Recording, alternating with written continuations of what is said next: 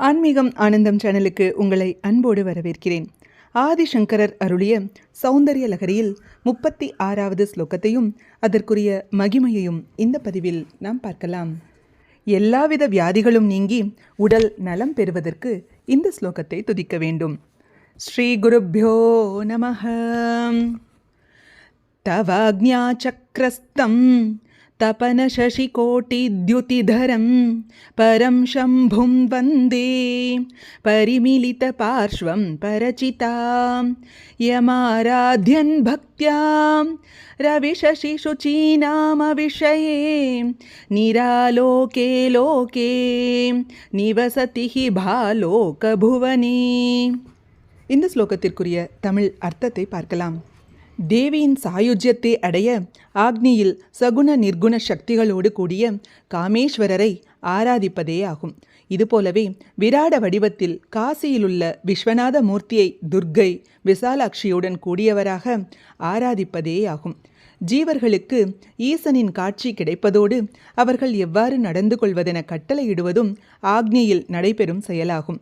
பகவத்பாதர் தம் குருவான கோவிந்த பகவத்பாதரின் கட்டளைக்கிணங்க பிரம்மசூத்திரம், உபனிஷத்துக்கள், பகவத்கீதை போன்றவற்றிற்கு பாஷ்யம் செய்யும் முன் காசியில் சில காலம் தங்கி விஸ்வநாத ஆராதனை வாயிலாக ஈசனை நேரில் கண்டு அவருடைய வாக்குகளான உபனிஷத்துக்களை பற்றிய அவரது கருத்தினை அறிந்து கொண்ட பின் பத்ரிகாசிரமம் சென்று இவற்றிற்கான பாஷ்யங்கள் செய்ததாக அறிகிறோம்.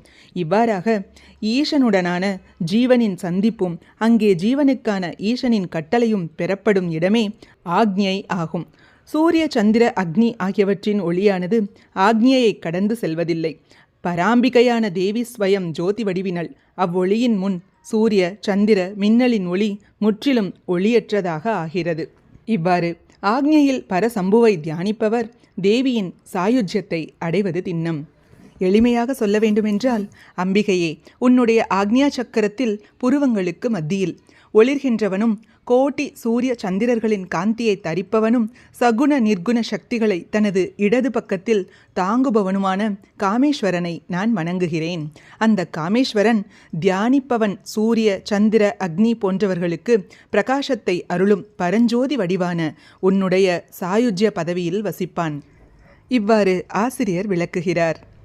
சர்வ வியாதிகளும் நீங்குவதற்கும் சரீர ஆரோக்கியம் அபிவிருத்தி உடல் நலம் பெறுவதற்கும் இந்த ஸ்லோகத்தை துதித்து அம்பாளுக்கு நைவேத்தியமாக வடை, அப்பம், பாயசம் ஆகியவற்றை படைத்து வழிபட வேண்டும். இதுபோன்ற ஸ்லோகங்களுக்கும் ஆன்மீக விஷயங்களுக்கும் மறக்காம நம்ம சேனலை சப்ஸ்கிரைப் பண்ணிக்கோங்க. நல்லதே நடக்கட்டும், நன்மையை பிறக்கட்டும். நன்றி, வணக்கம்.